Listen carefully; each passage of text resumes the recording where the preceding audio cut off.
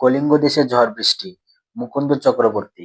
প্রথমে আমরা কবি পরিচিতি সম্পর্কে আমরা জেনে নেব। মুকুন্দ চক্রবর্তী শুধু মঙ্গল কাব্যের ধারাই নয়, মধ্যযুগের বাংলা সাহিত্যের ধারার অন্যতম শ্রেষ্ঠ কবি, কবি কঙ্কন। তার কাব্যের নাম কি? চণ্ডীমঙ্গল। তবে চণ্ডীমঙ্গল নামে প্রচলিত হলেও আসলে এই চণ্ডীমঙ্গল কাব্যের নাম হচ্ছে অভয়মঙ্গল। মুকুন্দ রাম নামটি প্রচলিত থাকলেও তার আসল নাম মুকুন্দ। তবে কোনো পুঁথিতে রামের উল্লেখ নেই। তবে লোকের মুখে প্রচলিত হতে হতে মুকুন্দ চক্রবর্তী মুকুন্দ রাম চক্রবর্তী হয়ে গেছেন। এই মুকুন্দ চক্রবর্তীর জন্মস্থান হচ্ছে বর্ধমান জেলার রত্না নদীর তীরে দামুন্না গ্রামে। পিতার নাম হৃদয় মিশ্র, মাতা দৈবকী। উপাধি পান কবি কঙ্কন, আর উপাধি দেন বাঁকুড়া রায়ের পুত্র রঘুনাথ রায়। বাঁকুড়া রায়ের মৃত্যুর পর পুত্র রঘুনাথ রায় রাজা হলে তার নির্দেশে কবি অভয়মঙ্গল কাব্য রচনা করেন। তাহলে অভয়মঙ্গল কাব্য রচনা করেছেন কার নির্দেশে? রঘুনাথ রায় নির্দেশে। মুকুন্দ চক্রবর্তীর জন্ম আনুমানিক 1547 খ্রিস্টাব্দ, মৃত্যু আনুমানিক 1600 খ্রিস্টাব্দ। মুকুন্দ চক্রবর্তীর কাব্যের নাম হচ্ছে অভয়মঙ্গল বা চণ্ডীমঙ্গল। তাহলে মুকুন্দ চক্রবর্তীর কাব্যের নাম কি? অভয়মঙ্গল বা চণ্ডীমঙ্গল। এছাড়া কাব্যটি অম্বিকা মঙ্গল ও গৌরী মঙ্গল নামেও পরিচিত। তাহলে অভয়মঙ্গল বা চণ্ডীমঙ্গল ছাড়াও এই কাব্যটি অম্বিকা মঙ্গল ও গৌরী মঙ্গল নামেও পরিচিত। এই ছিল মুকুন্দ চক্রবর্তীর কবি পরিচিতি সম্পর্কে। তাহলে এবার আমরা জানবো এই কলিঙ্গ দেশের ঝড় বৃষ্টি কবিতার উৎস, অর্থাৎ এই কবিতাটি কোথা থেকে নেওয়া হয়েছে। কলিঙ্গ দেশের ঝড় বৃষ্টি কবিতাটির মূল গ্রন্থের নাম কি? কলিঙ্গ দেশের ঝড় বৃষ্টি কবিতাটির মূল গ্রন্থের নাম হচ্ছে অভয়মঙ্গল কাব্য, যা সাধারণত মানুষের মুখে চণ্ডীমঙ্গল নামে অধিক পরিচিত। 68 নম্বর উপখণ্ড। এই অভয়মঙ্গল কাব্যের কয়টি খণ্ড ও কি কি? এই অভয়মঙ্গল কাব্যের 2টি খণ্ড রয়েছে। তাহলে অভয়মঙ্গল কাব্যের কয়টি খণ্ড রয়েছে? অভয়মঙ্গল কাব্যের 2টি খণ্ড রয়েছে, আক্ষেপিক খণ্ড এবং বণিক খণ্ড। এই কলিঙ্গ দেশের ঝড় বৃষ্টি কবিতাটি কোন খণ্ডের অন্তর্গত? তাহলে এই কলিঙ্গ দেশের ঝড় বৃষ্টি মুকুন্দ চক্রবর্তীর ও চণ্ডীমঙ্গল কাব্যের আক্ষেপিক খণ্ডের অন্তর্গত। এই আক্ষেপিক খণ্ডের মূল চরিত্র রয়েছে 2টি, কালকেতু ও ফুল্লরা। এবার আমরা জানবো এই কবিতার পূর্বসূত্র। কবি কঙ্কন মুকুন্দ চক্রবর্তী রচিত চণ্ডীমঙ্গলের আক্ষেপিক খণ্ডের কাহিনীতে ধর্মকেতু ও নিদয়ের পুত্র জন্মায়, নাম হয় কালকেতু। আসলে কালকেতু ছিল শিবভক্ত নীলাম্বর।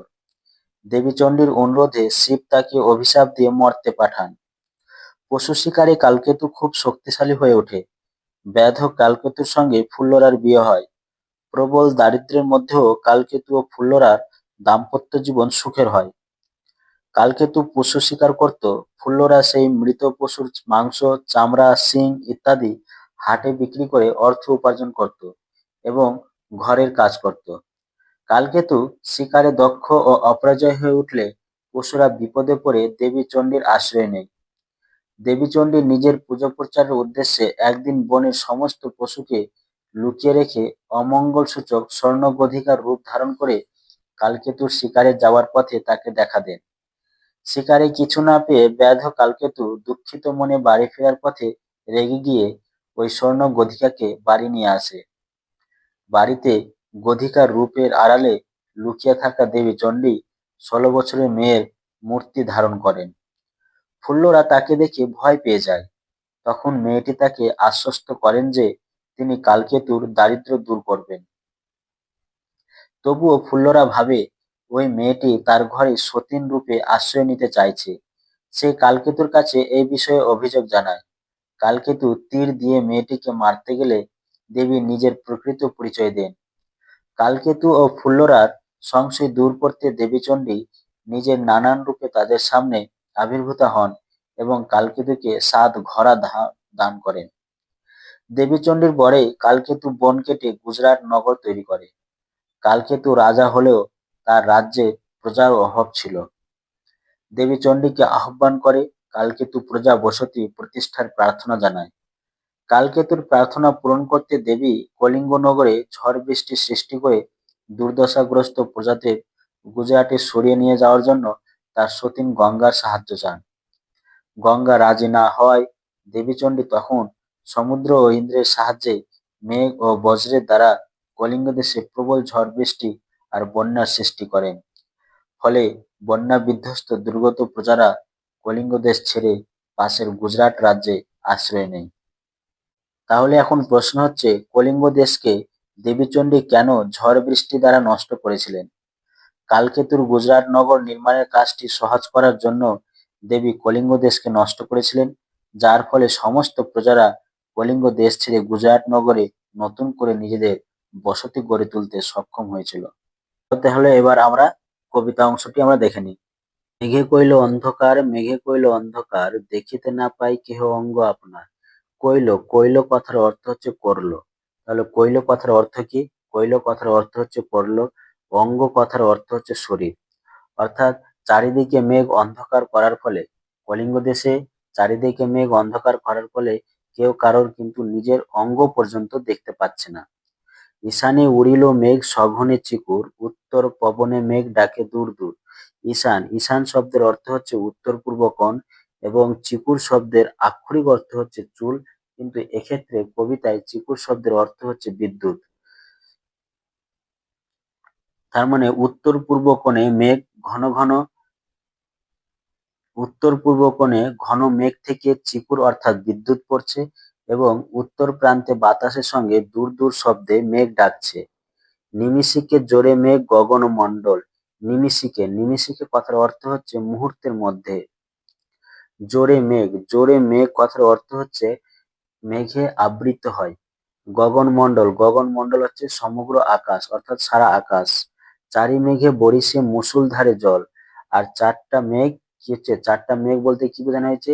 পুরাণ অনুযায়ী চার প্রকার মেঘের কথা বলা হয়েছে: সংবর্ত, আবর্ত, পুষ্কর, দ্রোণ। এই চারটি মেঘ বরিশে অর্থাৎ বর্ষণ করছে মুষলধারে জল। তাহলে নিমিষিকে জোরে মেঘ গগনমণ্ডল, চারি মেঘে বরিশে মুষলধারে জল।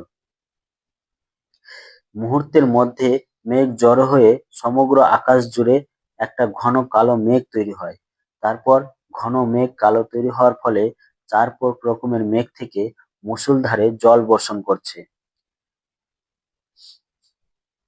এখানে যে চার প্রকার মেঘের কথা আমরা জানলাম, পুষ্কর, আবর্ত, সংবর্ত, দ্রোণ।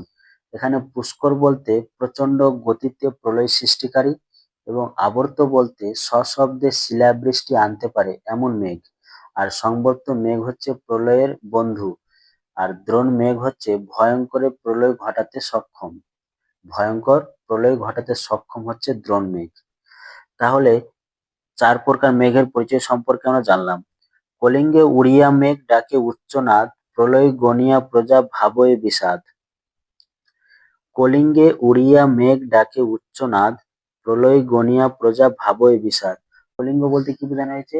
কলিঙ্গ বলতে বোঝানো হয়েছে বর্তমান উড়িষ্যার বেশিরভাগ অংশ এবং অন্ধ্রপ্রদেশের উত্তর ভাগ এবং মধ্যপ্রদেশের কিছুটা অংশ জুড়ে ছিল প্রাচীন এই কলিঙ্গ প্রদেশ। তাহলে উড়িয়া মেঘ ডাকে উচ্চনাদ, উচ্চনাদ কথার অর্থ হচ্ছে উচ্চ শব্দে। প্রলয়, প্রলয় কথার অর্থ হচ্ছে ধ্বংস। গনিয়া কথার অর্থ হচ্ছে ভেবে। ভাবয়ে বিষাদ, বিষাদ কথার অর্থ হচ্ছে দুঃখ। তাহলে কি বোঝাতে চাইছে? কলিঙ্গ দেশে মেঘ উড়ে এসে উচ্চস্বরে গর্জন শুরু করে। তাহলে কলিঙ্গ দেশে মেঘ উড়ে এসেছে, মেঘ উড়ে আসার ফলে গর্জন শুরু করেছে। প্রলয় রূপ দেখে কলিঙ্গবাসী বুঝতে পারে যে তাদের বিপদ ঘনিয়ে এসেছে। আর এই ভাবনা তাদের মনের মধ্যে একটা দুঃখের সঞ্চার করে। তারপরে বলছে, হুর হুর দূর দূর বহে ঘনে জ্বর, বিপাকে ভবন ছাড়ি প্রজা দিল রর। রর শব্দের অর্থ কি? রর শব্দের অর্থ হচ্ছে পালানো। তাহলে রর শব্দের অর্থ কি? দ্রুত গতিতে দৌড়ে পালানো। আর হুর হুর দূর দূর, এই হুর হুর দূর দূর বলতে কি বোঝানো হয়েছে? প্রবল বেগে বয়ে যাওয়া ঝড়ের শব্দ। আর বিপাক, বিপাক, বিপাক কথার অর্থ হচ্ছে বিপদে। তাহলে হুর হুর দূর দূর শব্দে ঘন ঝড় বয়ে চলে, ফলে বিপদ পড়ে কলিঙ্গবাসী তাদের ভবন অর্থাৎ ঘর ছেড়ে দ্রুত গতিতে দৌড়ে পালিয়ে যায়। তারপরে প্যারাতে কি বলছে আমরা দেখে নিই। ধুলে আচ্ছাদিত হইল যে ছিল হরিৎ, উল্টিয়া পড়ে শস্য প্রজা চমকে। হরিৎ, হরিৎ কথার অর্থ হচ্ছে সবুজ। হরিৎ কথার অর্থ কি? হরিৎ কথার অর্থ হচ্ছে সবুজ। তাহলে প্রবল ঝড়ের ফলে সবুজ রঙের যে সকল ফসল ধুলোতে ঢাকা পড়ে যায়। সবুজ ফসল ধুলোতে ঢাকা পড়ে যাওয়ার ফলে ঝড়ের দাপটে সমস্ত শস্য কিন্তু উল্টে পড়েছে। আর ঝড়ের এই বিধ্বংসী রূপ দেখে কলিঙ্গবাসী চমকে ওঠে। চারি মেঘে জল দেয় অষ্ট গজরাজ। তাহলে আমরা চারটি মেঘের পরিচয় আমরা কি জানলাম? চারটি মেঘ বলতে সংবর্ত, আবর্ত, পুষ্কর, দ্রোণ। এই চারটি মেঘ কি হচ্ছে? জল দেয় অষ্ট গজরাজ। অষ্ট গজরাজ বলতে কি বোঝানো হয়েছে? পুরাণ অনুসারে আটটি দিকের রক্ষাকর্তা, আটটি হাতি। এরা হলো ঐরাবত, পুণ্ডরিক, বামন, কুমুদ, অঞ্জন, পুষ্পদন্ত, সার্বভৌম, সুপ্রতীক। এই আটটি হাতির শ্রেষ্ঠকে এখানে বোঝানো হয়েছে। সঘনে চিকুর পরে ব্যঙ্গ তরকাবাজ। চিকুর শব্দের অর্থ আমরা কি জেনেছিলাম? চিকুর শব্দের অর্থ বিদ্যুৎ। ব্যঙ্গ, ব্যঙ্গ বলতে কি বোঝানো হয়েছে? ব্যঙ্গ তরকাবাজ বলতে কি বোঝানো হয়েছে? ব্যাঙের মতো তরাক করে লাফিয়ে লাফিয়ে বাজ পড়ছে এমন। তাহলে ব্যঙ্গ তরকাবাজ বলতে কি বোঝানো হয়েছে? ব্যাঙের মতো তরাক করে লাফিয়ে লাফিয়ে বাজ পড়ছে। তাহলে এই অর্থ দ্বারা কি বোঝাতে চাইছে?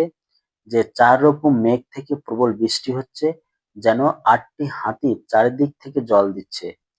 আর ঘন ঘন বিদ্যুৎ চমকাচ্ছে, যেন ব্যাঙ যেভাবে লাফায় তেমন ভাবে লাফিয়ে লাফিয়ে ঘন মেঘ থেকে যেন বিদ্যুৎ পড়ছে, অর্থাৎ বাজ পড়ছে। তারপরে বলছে, করিকর সমান বরিশে জলধারা, জলে মহি একাকার পথ হইল হারা। করিকর, করিকর শব্দের অর্থ কি? করিকর শব্দের অর্থ হচ্ছে হাতির সুর। করিকর শব্দের অর্থ কি? হাতির সুর। আর মহি শব্দের অর্থ হচ্ছে পৃথিবী। মহি শব্দের অর্থ কি? মহি শব্দের অর্থ হচ্ছে পৃথিবী। তাহলে করিকর সমান বরিশে জলধারা, জলে মহি একাকার পথ হইল হারা। হাতি যেভাবে তার সুরের সাহায্যে জল বর্ষণ করে, তেমনি আকাশ থেকে সমানভাবে জল বর্ষণ হয়ে চলেছে। প্রবল জল বর্ষণের ফলে গোটা পৃথিবী, অর্থাৎ সারা কলিঙ্গ প্রদেশের পথ জলে ডুবে গেছে। পথ জলে ডুবে যাওয়ার ফলে আলাদা করে আর পথের অস্তিত্ব বোঝা যাচ্ছে না। ফলে তারা পথ হারিয়ে ফেলেছে। তারপরে বলছে, ঘন ঘন শুনি চারি মেঘের গর্জন, কারো কথা শুনিতে না পাই কোনো জন। ঘন ঘন শুনি চারি মেঘের গর্জন, কারো কথা শুনিতে না পাই কোনো জন। অর্থাৎ চারি মেঘের ঘন ঘন গর্জন শোনা যাচ্ছে, অর্থাৎ মেঘের ডাক শোনা যাচ্ছে। এই গর্জন এতটাই প্রবল যে কলিঙ্গবাসী একে অপরের কথা শুনতে পাচ্ছে না।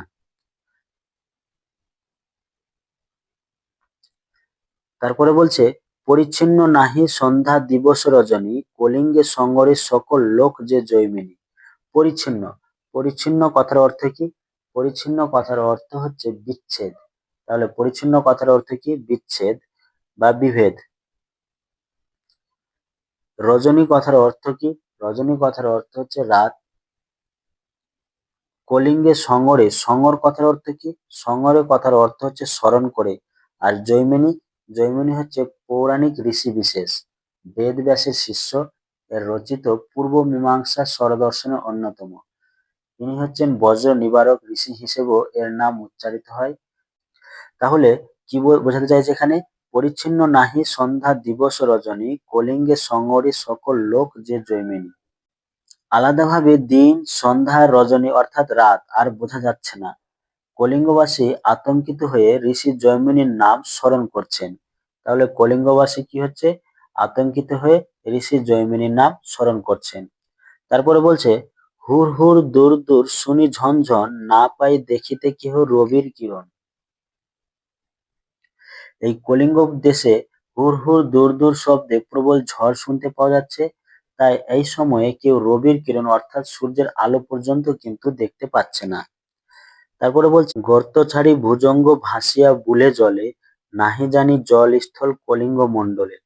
এই ভুজঙ্গ কথার অর্থ হচ্ছে সাপ এবং বুলে কথার অর্থ হচ্ছে বেড়ায়। তাহলে এই লাইন দুটির অর্থ কি বোঝাতে চাইছে? প্রবল বৃষ্টির ফলে সাপেরা কি হয়েছে? গর্ত থেকে বেরিয়ে এসে জলে ভেসে বেড়াচ্ছে। আর প্রবল বৃষ্টিতে কলিঙ্গমণ্ডলে জলস্থল সব কি হয়েছে? একাকার হয়ে গেছে। নিরবধি 7 দিন বৃষ্টি নিরন্তর, আচুক শস্যের কার্য হেজ্জা গেল ঘর। আছুক, আছুক কথার অর্থ হচ্ছে থাকুক। হেজ্জা, হেজ্জা কথার অর্থ হচ্ছে জলে নষ্ট হয়ে যাওয়া। তাহলে হেজ্জা কথার অর্থ কি? জলে নষ্ট হয়ে যাওয়া। অর্থাৎ ৭ দিন ধরে একটানা বৃষ্টি চলেছে। নিরন্তর মানে কি? নিরন্তর মানে হচ্ছে একটানা, অর্থাৎ না থেমে। তাহলে ৭ দিন ধরে একটানা বৃষ্টি চলেছে। আর এই প্রবল বৃষ্টিতে কলিঙ্গবাসীর ঘরের শস্য এবং যা কিছু ছিল তা জলে ভিজে কিন্তু নষ্ট হয়ে গেছে। তারপরে বলছে, মেঝাতে পড়ে শিল বিদারিয়া চাল, ভাদ্রপদ মাসে যেন পড়ে থাকা তাল। অর্থাৎ বিদারিয়া, বিদারিয়া কথার অর্থ কি? ভেদ করে। বিদারিয়া কথার অর্থ কি? ভেদ করে। তাহলে কি বোঝাতে চাইছে? যে মেঝাতে পড়ে শিল বিদারিয়া চাল, ভাদ্রপদ মাসে যেন পড়ে থাকা তাল। ঘরের চাল ফুটো করে, কি? ঘরের চাল ফুটো অর্থাৎ ভেদ করে মাটিতে শিল পড়ছে, যেন ভাদ্র মাসে পড়ে থাকা তাল। কবি এই ঘটনাকে ভাদ্র মাসে তাল পড়ার সাথে তুলনা করেছেন। তাহলে কবি শিল পড়াকে কিসের সাথে তুলনা করেছেন? ভাদ্র মাসে তাল পড়ে থাকার সাথে তুলনা করেছেন। তারপরে কবি বলছেন, চণ্ডীর আদেশে পান বীর হনুমান, মঠ অট্টালিকা ভাঙি করে খান খান। তাহলে কবি বোঝাতে চাইছেন যে দেবী চণ্ডীর আদেশে বীর হনুমান তার প্রবল শক্তিতে কলিঙ্গ দেশকে ঘর-বাড়ি সব ভেঙে কি হয়? চুরমার করে খান খান করে দেয়। অর্থাৎ ঝড়ে প্রবল কলিঙ্গ দেশের বিভিন্ন মঠ অট্টালিকাও কিন্তু ভেঙে পড়েছে। তারপরে বলছে, চারিদিকে বহে ঢেউ পর্বত বিশাল, উঠে পড়ে ঘরগুলা করে দলমল। এই দলমল, দলমল কথার অর্থ হচ্ছে কি? দলমল কথার অর্থ হচ্ছে টলমল। অর্থাৎ চারিদিকে পর্বতের মতো বিশাল ঢেউ উঠছে, ফলে ঘরবাড়িগুলি যেন নিজের জায়গা থেকে উঠানামা করছে, অর্থাৎ টলমল করছে। তারপরে বলছে, চণ্ডীর আদেশে ধায় নদ নদীগণ, অম্বিকা মঙ্গল গান শ্রী কবি কঙ্কন। এখানে তারপরে কবি বলছেন, মা চণ্ডীর আদেশে সমস্ত নদ নদী ধেয়ে আসে কলিঙ্গ দেশে, এবং শ্রী কবি কঙ্কন অর্থাৎ মুকুন্দ চক্রবর্তী তার অম্বিকা মঙ্গল কাব্যে এই কথা বলেন। শেষে কবি কিন্তু এখানে নিজের পরিচয় দিয়েছেন, অর্থাৎ নিজের নাম উল্লেখ করেছেন, শ্রী কবি কঙ্কন। যদি কোনো কবিতার শেষে যদি নিজের কোনো নাম উল্লেখ করে তাহলে তাকে কি বলা হয়? তাকে বলা হয় ভণিতা। যদি বলা হয় ভণিতা কি, তখন তোমরা বলবে ভণিতা হলো বাংলা সাহিত্যের একটি বিশেষ শৈলী, যেখানে কবি তার কবিতার শুরুতে বা মাঝে বা শেষে নিজের নাম ব্যবহার করে থাকেন। এই নিজের নাম ব্যবহার করাকে বলা হয় ভণিতা। এটা সাধারণত মধ্যযুগের কবিরা কাব্যে কিন্তু বেশি দেখা যায়। তাহলে এই ছিল কলিঙ্গ দেশের ঝড় বৃষ্টি কবিতার আলোচনা। আলোচনা কেমন লেগেছে অবশ্যই তোমরা কমেন্ট বক্সে জানাবে। আর এরপরে তোমরা নবম শ্রেণীর কি আলোচনা চাইছো অবশ্যই তোমরা কমেন্ট বক্সে জানাবে।